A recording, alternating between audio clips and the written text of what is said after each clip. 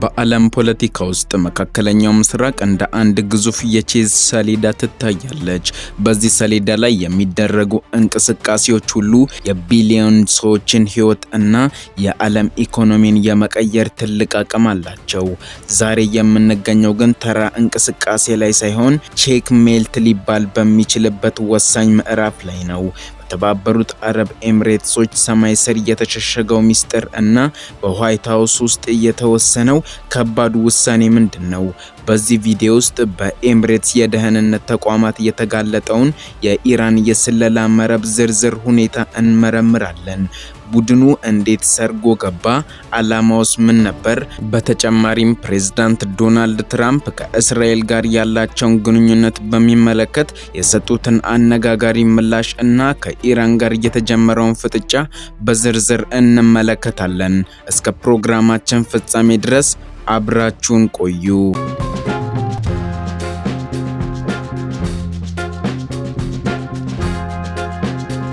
በቅድሚያም የተባበሩት አረብ ኤሚሬትስ በመካከለኛው ምስራቅ ካሉ እጅግ አስተማማኝና ዘመናዊ የደህንነት መዋቅር ካላቸው ሀገራት አንዷ ናት። ሆኖም ሰሞኑን የመንግስት ደህንነት ኤጀንሲው ያወጣው መግለጫ ሀገሪቱ በምን ያህል ከፍተኛ ስጋት ውስጥ እንደነበረች አመላካች ሆኗል። ኤጀንሲው በሀገሪቱ ውስጥ ከፍተኛ የጥፋት ድርጊቶችን ለመፈጸም ሲንቀሳቀስ የነበረ አንድ አደገኛ የኢራን ቡድን አባላትን በቁጥጥር ስር ማዋሉን ይፋ አድርጓል። የቡድኑ አወቃቀር እና ስልታዊ እቅድ ሲታይ የቡድን በህዝቡ ሲንቀሳቀስ የቆየ ሲሆን እንደ ማህበራዊ ትስስር ገጾችና የተለያዩ አዳዲስ ወጣቶችን የመመልመያ ስልቶችን ይጠቀም ነበር። የደህንነት ባለስልጣናቱ እንደገለጹት ቡድኑ አሸባሪ ድርጅት በሚል ተፈርጇል። ዋና ዓላማውም የሀገሪቱን ብሔራዊ አንድነት ማጋራት እና በኤሚሬትስ ድንበሮች ውስጥ ያለውን ስልታዊ የሳቦታጅ የማውደም እርምጃዎችን መውሰድ ነበር። ለምሳሌ የኢኮኖሚ መሰረት የሆኑትን የነዳጅ ማከማቻዎች፣ የቱሪስት መዳረሻዎች ወይም የመንግስት ተቋማትን ኢላማ የማድረግ እቅድ እንደነበረውም ይገመታል። የገንዘብ ዝውውርና የጥፋት ፈንድን በተመለከተ ከጥፋት ተግባሩ በበለጠ የሚያስደነግጠው የቡድኑ ገንዘብ ምንጭ ነው። በሀገር ውስጥ በተለያዩ ሽፋን ስራዎች ገንዘብ በማሰባሰብ ያንን ገንዘብ ለጥፋት ተግባር ማስፈጸሚያነት ወደ ውጭ ሀገራት ሲልኩ እንደነበር ምርመራው አጋልጧል። ይህ ማለት ኤሚሬት ውስጥ የሚገኝ ሀብት በኤሚሬትስ ላይ ለሚቃጣ ጥቃት ጥቅም ላይ እየዋለ ነበር ማለት ነው። ይህ የገንዘብ ዝውውር መረብ መበጣጠሱ ለሀገሪቱ ትልቅ ድል ቢሆንም የኢራን እጅ በቀጠናው ምን ያህል እርቆ እንደተዘረጋ የሚያሳይ ማስረጃ ሆኗል። ይህ በእንዲህ እንዳለ ፕሬዝዳንት ዶናልድ ትራምፕ ከኢራን ጋር ወደ ጦርነት መግባታቸውን ተከትሎ በአሜሪካ ፖለቲካ ውስጥ ትልቅ ማዕበል ተከስቷል። ብዙ የዜና አውታሮች እና የፖለቲካ ተንታኞች ትራምፕ ይህንን ውሳኔ የወሰኑት በእስራኤሉ ጠቅላይ ሚኒስትር ቤንያሚን ኔታንያሁ ግፊት ነው የሚል ክስ አቅርበዋል። በተለይም የአሜሪካ ወታደሮች ለእስራኤል ጥቅም ሲሉ መስዋዕት ሊሆኑ አይገባም የሚሉ የቀኝ ክንፍ ድምጾች መበራከታቸው ትራምፕን ለከባድ ትችት ዳርጓቸዋል። ትራምፕ ግን ይህንን ክስ ለማስተባበል ጊዜ አልወሰዱም። በማህበራዊ ትስስር ገጻቸው ላይ ባሰፈሩት ግልጽ መልእክት እስራኤል ከኢራን ጋር ወደ ጦርነት እንዲገቡ ምንም አይነት ግፊት እንዳላደረገችባቸው አረጋግጠዋል። እኔ ውሳኔን የምወስነው ለአሜሪካ ጥቅም ብቻ ነው የሚል ይዘት ያለው ምላሻቸው ራሳቸውን እንደ ገለልተኛ እና ጠንካራ መሪ ለመሳል እየታለመ ነውም ተብሏል። ትራምፕ ለጦርነቱ ምክንያት ናቸው ያሏቸውን ዋና ዋና ነጥቦችም በዝርዝር አብራርተዋል። አንደኛው በታሪክ ኦክቶበር 7 ተብሎ በሚታወቀው ጥቃት ያስከተለው ቀጠናዊ ስጋት፣ ይህ ትልቅ በመካከለኛው ምስራቅ ያለውን የኃይል ሚዛን የለወጠ እና አሜሪካ ዝም ብላ እንዳታይ የማይፈቅድላት መሆኑን ጠቅሰዋል። ሁለተኛው እና ዋነኛው ምክንያት ደግሞ ኢራን የኒውክሌር ጦር መሳሪያ ባለቤት እንዳትሆን መከላከል ነው ሲሉም ተናግረዋል። ትራምፕ ኢራን የኒውክሌር ኃይል ከሆነች ዓለም ሰላም አታገኝም የሚል ጽኑ አቋም አላቸው። ይህ አቋም ከኔታንያሁ ጋር ሊመሳሰል ቢችልም ትራምፕ ግን ይህ የራሳቸው የቆየ እምነት እንደሆነ አጽንኦት ሰጥተውበታል። ይህ በእንዲህ እንዳለ የተባበሩት አረብ ኤሚሬትሶችና ኢራን በጂኦግራፊ አቀማመጥ በጣም ቅርብ ናቸው። ዩኤኢ ከቅርብ ዓመታት ወዲህ ከአሜሪካ ጋር ያላትን ወታደራዊ ግንኙነት ከማጠናከሯን በላይ ከእስራኤል ጋር የአብርሃም ስምምነት በመፈራረም ግንኙነቷን ወደ አዲስ ምዕራፍ አሸጋግራለች። ይህ ደግሞ ለኢራን ትልቅ ስጋት ነው። ኢራን ዩኤኢን እንደ ምዕራባውያን እና የእስራኤል መከላከያ አድርጋ ስለምትመለከት ሀገሪቱን ከውስጥ ማዳከም ለኢራን ስትራቴጂካዊ ግብ ነው። ከዚህ ቀደም በሆርሙዝ ባህረ ሰላጤ ላይ በነዳጅ ጫኝ መርከቦች ላይ የሚፈጸሙ ጥቃቶች የኢራን እጅ እንዳለባቸው ሲጠረጠሩ ቆይተዋል።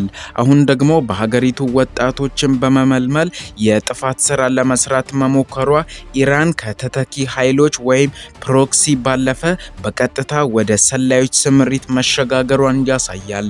ይህ ቀጠናው ወደማይመለስበት የጦርነት አዙሪት ሊከተው የሚችል አደገኛ አካሄድ እንደሆነ ተንታኞች ይናገራሉ። ይህ በእንዲህ እንዳለ ፕሬዝዳንት ዶናልድ ትራምፕ ለጦርነቱ እንደ ዋነኛ ምክንያት የጠቀሱት የጥቅምት 7ቱን ጥቃት በመካከለኛው ምስራቅ ታሪክ ውስጥ እንደ ትልቅ የመጠምዘዣ ነጥብ የሚታይ ነው። ይህ ጥቃት እስራኤል ብቻ ሳትሆን አሜሪካም በቀጠናው ያላትን የደህንነት ስትራቴጂ እንድትከልስ አስገድዷታል። ትራምፕ እንደሚሉት ይህ ክስተት አሜሪካ ዝም ብላ የምትመለከተው ተራ ግጭት ሳይሆን የቀጠናውን ሕልውና አደጋ ላይ የጣለ ክስተት ነው። ይህንንም ተከትሎ ነው ኢራን ላይ ያለውን ጫና ከመቼውም ጊዜ በላይ የጠነከረው። ትራምፕ የኢራንን እጅ በዚህ ጥቃት ውስጥ በቀጥታም ይሁን በተዘዋዋሪ እንደሚሳተፉ ያምናሉ። ኢራን በሊባኖስ፣ በየመን እና በጋዛ የሚገኙ ታጣቂ ቡድኖችን በመደገፍ የምታደርገው እንቅስቃሴ ለአሜሪካ ቀጥተኛ ስጋት ተደርጎ ተወስዷል። ትራምፕ በንግግራቸው ውስጥ ኢራን የሽብር መፈልፈያ ማዕከል መሆኗን ማብቃት አለባት ሲሉ ይህንን የጥቅምት 7ቱን ቁስል ለፖለቲካዊ ውሳኔ እንደ ትልቅ ግብዓት ተጠቅመውበታል። ይህ ማለት ጦርነቱ ለእስራኤል ተብሎ ሳይሆን አሜሪካ በቀጠናው ያላትን የበላይነት ለማረጋገጥ የተደረገ እርምጃ ነው የሚል አንድምታም አለው። በሌላ በኩል ከ1970ዎቹ ጀምሮ የኢራን የኒውክሌር ፍላጎት በዓለም አቀፍ ደረጃ አነጋጋሪ ሆኖ ቆይቷል። ትራምፕ በህይወት ዘመናቸው ሁሉ ኢራን የኒውክሌር ጦር መሳሪያ ባለቤት መሆን የለባትም የሚል ጽኑ እምነት አላቸው። ይህ አቋማቸው ከ2018ቱ የኒውክሌር ስምምነት መውጣታቸውን ጀምሮ የታየ ነው። ትራምፕ እንደሚሉት ኢራን ቦምቡን ከታጠቀች በመካከለኛው ምስራቅ የጦር መሳሪያ ሽሚያ ይነሳል። ለምሳሌ ሳውዲ አረቢያ እና ግብጽ የራሳቸውን ኒውክሌር ለመስራት ሊገደዱ ይችላሉ። ይህም ለዓለም ወደ ሶስተኛው የዓለም ጦርነት ሊገፋት የሚችል ትልቅ ስጋት እንደሆነ ይናገራሉ። ትራምፕ ቀደም ሲል ከፍተኛ ጫና የሚል ስትራቴጂ ተጠቅመው ኢራንን በኢኮኖሚ ለማዳከም ሞክረዋል። አሁን ግን ወደ ቀጥተኛ ጦርነት መግባታቸው የኢኮኖሚ ማዕቀቡን ብቻ ሳይሆን የኢራንን የኒውክሌር ፍላጎት አላስቆመውም የሚል ድምዳሜ ላይ መድረሳቸውን ያሳያል። እስራኤል አላስገደደችንም ሲሉ ይህ የኒውክሌር ስጋት ለአሜሪካ ብሔራዊ ደህንነት ቀጥተኛ አደጋ መሆኑንና ውሳኔውም የአሜሪካ ሉዓላዊነት ውሳኔ መሆኑን ይናገራሉ። ይህ በእንዲህ እንዳለ ወደ ኤሚሬትስ የደህንነት ዘገባ ስንመለስ የኢራን ቡድን ወጣቶችን እንዴት መለመለ የሚለው ነጥብ ትኩረት የሚስብ ነው። በዘመናዊው ዓለም ጦርነት የሚካሄደው በታንክ እና በሚሳኤል ብቻ አይደለም። በፌስቡክ፣ በቴሌግራም እና በሌሎች መድረኮች አማካኝነት የሐሰት መረጃዎችን በማሰራጨት ወጣቶችን በመንግስታቸው ላይ እንዲያምፁ ወይም በስውር የጥፋት ስራዎች ላይ እንዲሳተፉ ማድረግ ትልቅ የኢራን ስትራቴጂ ነው። በኤሚሬትስ የተያዘው ቡድን ይህንን የዲጂታል ሰላይነት ስራ ሲሰራ እንደነበር ተጋልጧል። ቡድኑ በኤሚሬትስ ውስጥ በንግድ ሽፋን እና በተለያዩ የገንዘብ ማሰባሰቢያ ዘዴዎች ፈንድ ሲያደራጅ እንደነበርም ታውቋል። ይህ ገንዘብ ወደ ውጭ ተልኮ ለሳቦታጅ መሳሪያዎች ግዢና ለስልጠና እንደሚውል በምርመራው ተረጋግጧል። ይህ የሚያሳየው ኢራን በሀብታም የአረብ ሀገራት ውስጥ ያሉትን የኢኮኖሚ እድሎች ተጠቅማ ያንኑ ሀብት ሀገሪቱን ለማፍረስ እንደምትጠቀምበት ነው። ኤሚሬትስ ይህንን መረብ መበጣጠሷ ሌሎች የቀጠናው ሀገራት የደህንነት ጥበቃቸውን እንዲያጠናክሩ ትልቅ ደውል ሆኗል። በሌላ በኩል በትራምፕ አስተዳደር ውስጥ ያሉ አንዳንድ የቀኝ ክንፍ ፖለቲከኞች እና ደጋፊዎች አሜሪካ መጀመሪያ የሚለውን መርህ በመጥቀስ ጦርነቱን ይቃወማሉ።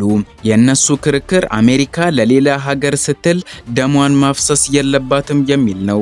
ትራምፕ እስራኤል ተጽዕኖ አላደረገችንም ብለው መከላከላቸው እነዚህ የገዛ ደጋፊዎችን ለማረጋጋትና ጦርነቱ የአሜሪካ ጦርነት መሆኑን ለማስረዳት ነው።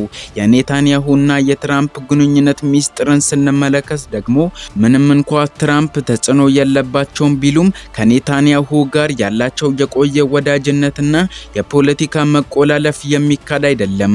ይሁን እንጂ ትራምፕ በንግግራቸው ውስጥ የኔታንያሁን ስም ሳይሆን የአሜሪካን ጽኑ አቋም መጥቀሳቸው በታሪክ መዝገብ ላይ እንደ ገለልተኛ እና ኃያል መሪ ለመታየት ያላቸውን ፍላጎት ያሳያል። ይህ ደግሞ በመጪው ምርጫ ላይ ትልቅ ሚና ይጫወታል። ይህ በእንዲህ እንዳለ የተባበሩት አረብ ኤሚሬትሶች የደህንነት ተቋም ይህንን የኢራን ቡድን በቁጥጥር ስር ለማዋል የተጠቀመበት ዘዴ በራሱ አንድ ትልቅ ፊልም ሊወጣው የሚችል ታሪክ ነው። ቡድኑ ራሱን ደብቆ በተለያዩ የንግድ ተቋማት እና በሲቪል ማህበራት ውስጥ ተሸሽጎ ለረጅም ጊዜ ክትትል ሲደረግበት ነበር። የኤሚሬትስ ባለስልጣናት የላቁ የሰው ሰራሽ አስተውሎት ቴክኖሎጂዎችንና የዲጂታል መሰረተ ፍሰት መቆጣጠሪያዎችን በመጠቀም ቡድኑ የሚያደርጋቸውን ሚስጥራዊ የገንዘብ ዝውውሮች ደረጃ በደረጃ ሲያጠኑ ቆይቷል። ይህ የሚያሳየው በቀጠናው ያለው ጦርነት ከጠመንጃ ባለፈ ወደ ዳታና ኢንተለጀንስ መቀየሩ ነው። የጸጥታው ተቋም የሳቦታጅ እርምጃዎች ሲል የጠቀሰው ነጥብ በዝርዝር ሲታይ እጅግ አስደንጋጭ ነው። እንደ ዱባይ እና አቡዳቢ ያሉ የዓለም የንግድ ማዕከላት ላይ የሚቃጣ ማንኛውም ጥቃት የዓለምን የንግድ ፍሰት እና የቱሪዝም ዘርፍ ሽባ የሚያደርግ አቅም አለው። ቡድኑ በተለይ ወጣቶችን መልምሎ በኤሌክትሪክ ኃይል ማመንጫዎችና በውሃ ማጣሪያ ጣቢያዎች እንዲሁም ደግሞ በኮሚኒኬሽን መስመሮች ላይ ጥቃት ለመሰንዘር አቅዶ እንደነበር መረጃዎች ይጠቁማሉ። ይህ የኢራን ስትራቴጂ ሀገርን ከውስጥ የማዳከም የሚባለው ሲሆን በቀጥታ ጦርነት ከመቅጠም ይልቅ ሀገሪቱ በራሷ ዜጎች እንድትታወቅ የማድረግ ትልቅ እቅድ ነው። ውድ ተመልካቾቻችን በየጊዜው ወቅታዊና ፈጣን መረጃዎች እንዲደርሷችሁ ቻናላችንን ሰብስክራይብ እንዲሁም ይህንን ቪዲዮ ላይክ ማድረግ አትዘንጉ እያለን እስከ ፕሮግራማችን ፍጻሜ ድረስ አብራችሁን ስለቆያችሁ ከልብ እናመሰግናለን። መልካም ጊዜ ይሁንላችሁ።